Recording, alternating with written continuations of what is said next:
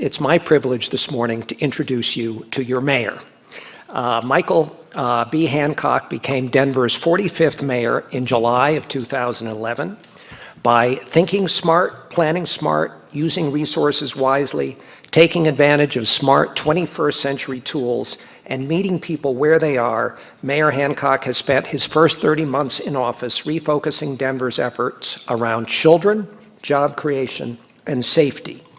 First-year achievements include spurring new economic opportunities through new international flights to Asia, Europe, and Central America, delivering more opportunities for all of Denver's children by launching the Denver Education Compact and Children's Cabinet, making Denver's streets safer by getting more officers who know their beats out on the streets, strengthening the safety net and providing a hand up to those who need it most, transforming city government to provide the highest quality service at the lowest possible cost, and championing innovation and job creation by working with congressional, state, and regional leaders to land a satellite U.S. patent office, which will put Denver on the cutting edge and bolster the region's burgeoning high-tech sectors. His presence here is yet another reflection of the enormous respect that we have for all of you, the potential you have to be leaders of this community and communities all over the country. So it is now my great pleasure to introduce you to the mayor, and I have some suspicion just by looking at how he's dressed that there must be some kind of a football game going on around here this weekend. I can't quite understand that.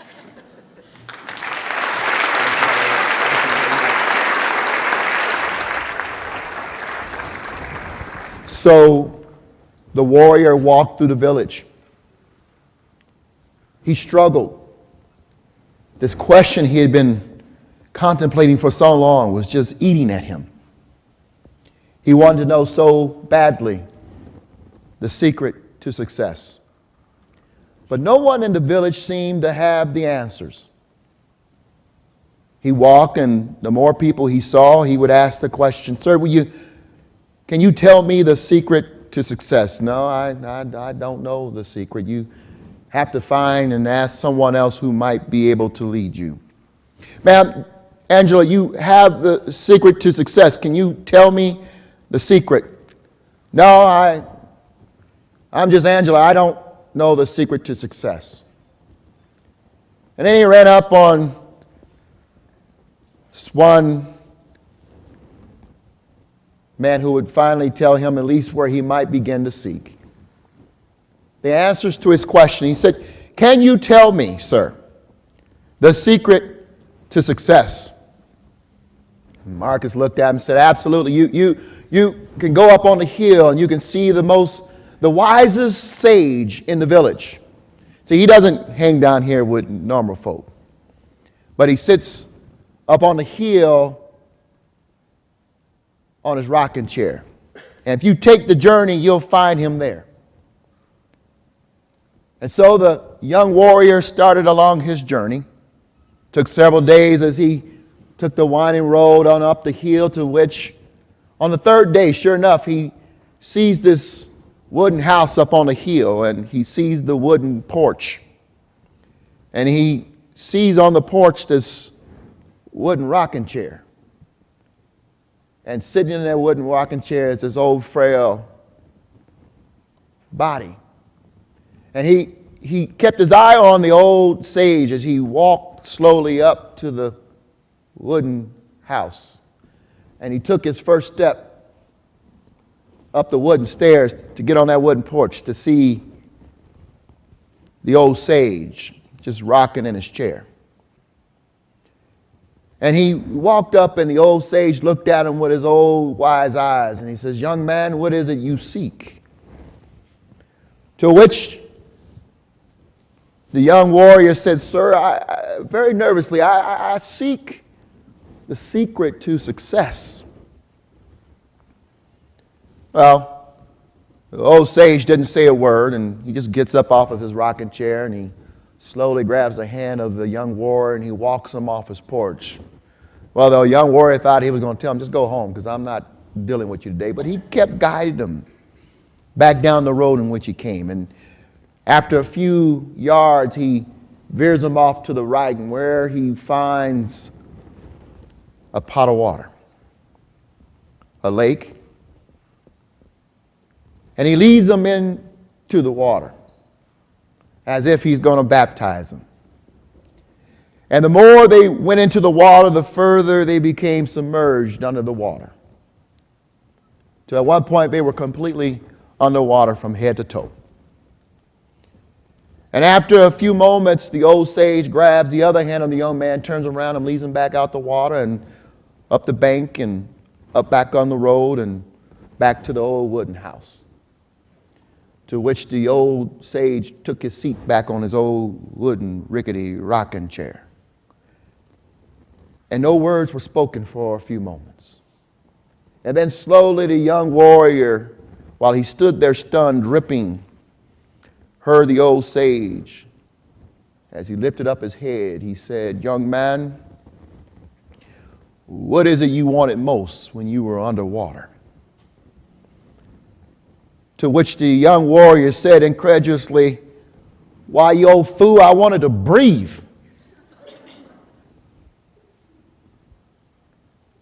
The old sage slowly but confidently says to him, "Young man, when you want success as badly as you wanted to breathe, you will have found the secret." Good morning, leaders. It's a real pleasure to be with you this morning. That story I share with you is one that I read in a book written by Dr. Dennis Kimbrough, What Makes the Great Great? And he was trying to demonstrate what people physiologically go through before they reach the pinnacle of greatness. Sometimes we think there's a magical moment, there's a magical lesson. We think there's a magical preparation we must have in order to be great. But what Dr. Dennis Kimbrough says is that greatness is already inherent in each and every one of us. And that when you get the bubble guts, when you feel so suffocated by a desire to accomplish that thing, when you feel like you want it so badly, there is nothing to keep you from getting there. That's when greatness comes forth. You have been selected because someone sees in you the eye of a tiger. There are some 91,000 students, school-age students in Denver, Colorado. But yet, you were chosen to be here. 90,000 students could have been selected, any one of them. But yet, you're here. Someone saw in you something that maybe you didn't see in yourself. The eye of greatness, the eye of the tiger. You're going to be presented with a challenge. And you have until March to come up with a solution as a team. Each of your teammates are going to depend on you to bring forth your talent, your skills, your ideas to make the darn thing work. They're going to look at you and see something in you that maybe you don't see in yourself. They want you to get the bubble guts. They want you to be underwater and want the thing so badly that you can't breathe, so that you explode with greatness. But the challenge for you is to come forth, to not worry about failure, because the only thing that stops greatness is what the mind acknowledges as a barrier. Your challenge is to explode and say, let's try, let's go, let's roll, let's do this, let's win, let's get over it, let's get it done. Together we will accomplish this challenge. Throughout society and throughout our history, so many moments of greatness have been lost because of the fear of the unknown.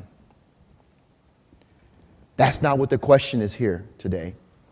And over the next few months, no one's going to ask you what you fear. They're going to ask you, what greatness can you bring forward? What goodness can you help us to achieve? What bubble guts do you have that you're ready to just explode with, to give us, to help us to reach that pinnacle? The only story I can use to demonstrate this, let me give it to you, then I'm going to open up for question and answer, but I want you to think long and hard. I'm a student of history. Anyone else love history here? Raise your hand. I love history. Why? Why do we love history? Because it tells us where we've been, right? It tells us what made us who we are, what challenges and struggles people went through to help give us this opportunity. Well, one of the greatest movements ever in mankind, civil rights movement, right? Y'all know about that? Anybody know about that? How many's ever heard of the Montgomery bus boycott? Huh? Who spearheaded that movement? Someone throw out a name. Huh? No. She was the spark who spearheaded the movement. The people. Who was their leader? Say it loud. Who? When's his birthday? He was born on January 15th, but we're going to celebrate on 21st this year, right? How many of y'all looking forward to that day? You get a day off? Anybody? Well, let me quickly tell you this story about Martin Luther King that most people don't know. Dr. King had just moved to Montgomery, Alabama, when the Rosa Parks moment occurred. 26 years old, new wife, new baby, new home, new pastorship. He's called to this meeting by a friend, saying ministers are getting together, something happened. And they say, hey, once again, someone else was arrested because of defiance to the laws that are just absolutely unjust. And these ministers are in this room just like this. And they're like, somebody's got to lead the movement to end this thing. It's enough. We're tired of being dehumanized and being treated like second-class citizens. Enough already. Listen to the point of the story. They looked around the room and they say, who will lead us? Sometimes you're asked to step forward to greatness. You don't even realize that this is your moment. This is your call. And they looked at this young, fresh-faced pastor that no one knew. And they said, you lead us. And Dr. King said, oh, no, you got this twisted. I am not the dude to be doing this. He said, dude, you tripping, and you really tripping. How you doing? It ain't happening. And so the meeting adjourned without a leader for the Montgomery bus boycott. And a few ministers right here in this room got together later on and said, we really do need to find a leader. This is our moment, our calling. And he said, really, we want a pastor who has no baggage, who has a fresh face, who can lead this movement. And it's that young dude, King. Once again, they went back to him, and Dr. King said, man, I got a new child. I'm new here. I'm not about to mess up my new thing. Y'all, I'm not doing it. No. The second time, he said no. And so they pulled all the pastors. So how many times has he said no? Twice. Dr. King comes to the meeting the third time. The community's down, and Dr. King is going to get a third opportunity to answer the clarion call to greatness. He doesn't realize that in him they see the eye of the tiger, that in him they see the bubble guts. In him they see a man submerged underwater who wants something so bad that he doesn't even realize that he can't breathe, and he's ready to absolutely explode to greatness. It's his moment. And they turn to him one more time and they say, Dr. King, we know you just had a baby. We know you're new to the city. We know that you just got a new church. But Dr. King, you are the one to lead this opportunity for the community. See, it's not about you, Dr. King. It's not just about you. It's about all of us. And for the first time, Dr. King saw that he was being called to do something greater than him. And he made a decision that he would lead. And he would lead the greatest movement, not only in this nation's history, but in the history of mankind.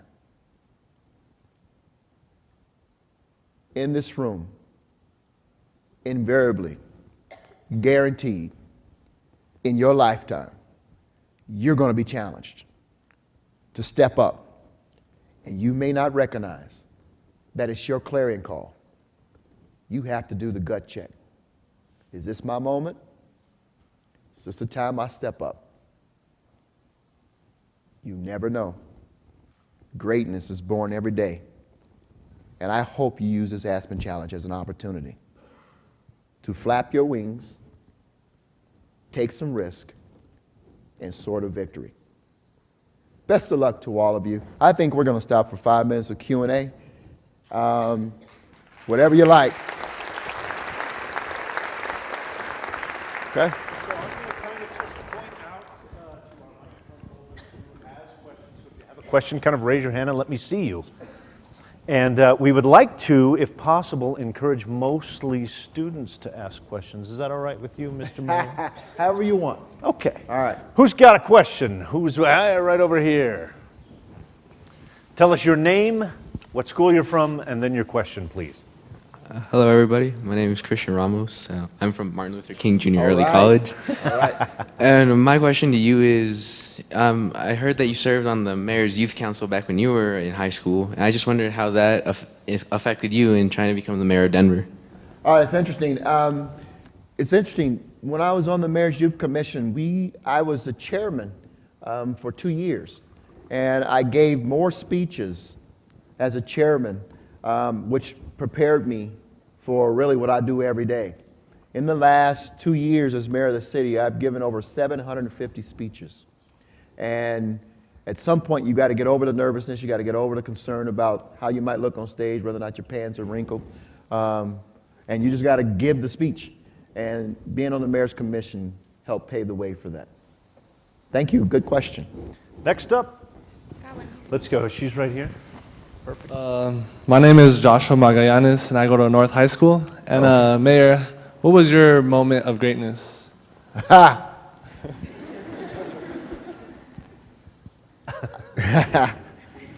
I don't know, to run for mayor. I don't know if it was the moment of greatness, but it was a moment to step up and really determine if it was my time. I was, 3 years ago, on city council, and it was about this time of the year, believe it or not, Joshua. It's Josh or Joshua? Josh. And I was home. I would work from home on Mondays because I had to read a stack of bills before the Monday night meeting. But I had determined over the Christmas holiday that I would not seek a third term to city council and that I would go on to the private sector and become a millionaire, right? And one night, and I've never told the story in public, one night, the night before I didn't sleep very well, so I'm home Monday. No, let me back up. I go to council that night. I come home. I hadn't slept very well, didn't sleep very well Sunday night, and so I decided to go to bed early. I told the family I'm going to bed early. I went to sleep, and I'm dozing off, and just as I'm dozing off, this boop, boop, boop, boop, as if there was going to be a streamer alert came on. And I'm half asleep. And to tell the truth, I'd taken a little Ambien. So I'm really fighting it. And then its eye is closing on its own, and I'm fighting to keep it up. And across the, I'm talking about Dean? Across the screen, Governor Bill Ritter announces he will not seek re-election. Okay? At that moment, my phone began to ring. And it's all my friends. I'm half asleep. I'm talking to them saying, you got to do this. Hickenlooper's going to run for governor, blah, blah, blah, blah. I'm like, I'm finishing with politics. I'm going to go on and do what I have to do. Got kids going to college, blah, blah. The next couple of days was that introspection I had to do. Is this the moment that I've been called to do this? And After it took about 9 months to decide I was going to run. But it took that moment to say, is this the time? And once I felt good, here's when I knew I could run for mayor. When I was okay with losing. Run, and you'll be fine with losing if you did because you tried. And I said, okay, I'm ready to go. Any other questions? Yes, up front here.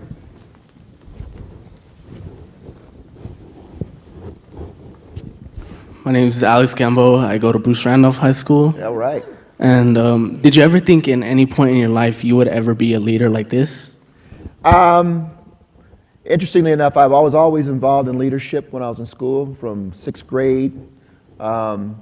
And I was on student council, was 7th grade president, 8th grade president, went into high school, was 9th grade, 10th grade, 11th grade class president, became student body, our head boy at Manual High School. Any Thunderbolts, any T-boats in the house?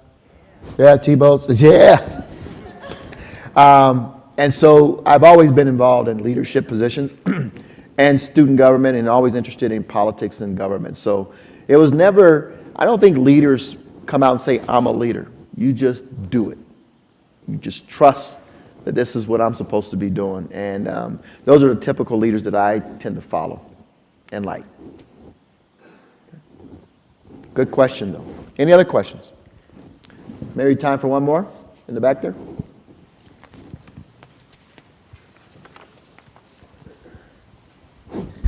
Hi, I'm Rio Gallardo, and I'm from Summit Academy. And All right. My question is, what vision do you have for education in Denver for the future? You know, the reality is that we have, across this nation, seen where our education has been defined, or the quality of education a student received was defined by really where they lived. And we had too many of our young people here in Denver, Colorado, who were sitting in schools that weren't working for them. And so my vision in Denver, as I work very closely with the superintendent and the Board of Education, is to make sure that every school in this city is providing that our young people the highest quality opportunity at education, an educational opportunity. I just said that wrong. The highest quality of education. And that we have high-performing schools, high-performing seats, meaning high-performing teachers, high-performing principals. And where we find challenges in our schools, we address them very quickly because you're in those schools now and you don't have time to waste. We need to challenge our students, obviously. You know, and to make sure that parents are engaged and that we don't allow for any child, no matter where they live, to be sitting in a school that's not working for them. Okay? Anyone else? All right. Okay, last question. You got it. Then I'll get out of your way. How are we doing? Doing all right? Okay. My name is Isaac Carlos. I'm from West Campus. What's up, West Campus? What leaders did you look up to?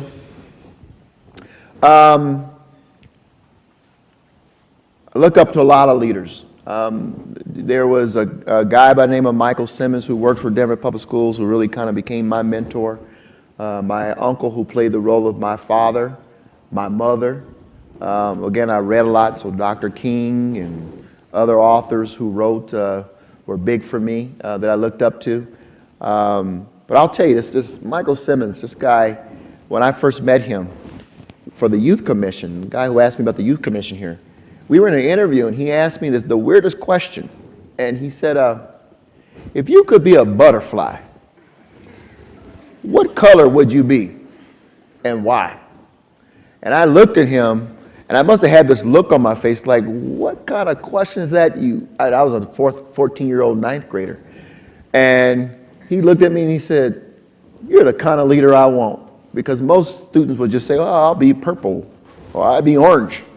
And he said, I have asked that question of 15, 10 students we've interviewed, 20 students we've interviewed, and you're the only one who looked at me and like, what is wrong with you, idiot? Asking that kind of question of me. Taking me out of class to ask me what color a butterfly I would be. I mean, it's people like that who really kind of just intervene. But let me just say this, you know, and I hope you all do this, because it worked for me, so I hope it works for you. You're going to have people come in and out of your lives, and I think one of the biggest are the greatest gifts and talents that you can develop is the talent of discernment. Meaning when you meet people and they come into your lives, what do they give you? What do they add? No one should be in your life that doesn't add value to your life, okay? If you're in a relationship with someone, if they don't make you better, guess what? They shouldn't be in a relationship with you. Because at the end of the day, people ought to bring value to your life. And all the adults in this room, and I want you to raise your hand, adults, if you agree with what I'm about to say. The older we get, the smaller the universe of true friends we have becomes. Who agrees with that? Right? Right? Why is that? Because the longer you live, the wiser you get, and the more you realize that there are people in your lives who take and take and take and seldomly give. And we're looking for people who lift us up, who make us better. You learn that there are people going to hurt you. You learn that people who don't really bring much to you. And you learn to just say, you know what? I got to be with those who make me feel good, who help me enjoy life, who help me be better than who I am, who are willing to challenge me, who allow me to challenge them. And you really find out that there's some folks who just fall by the wayside, right? And that's part of growing up. And so, I hope that you learn to get the skill of discernment and really become more wise about who you're around, the things that you do, and what they do to influence your life. Listen, best of luck to each of all of you, okay? Go knock it out, and I look forward to hearing what you're doing in that march.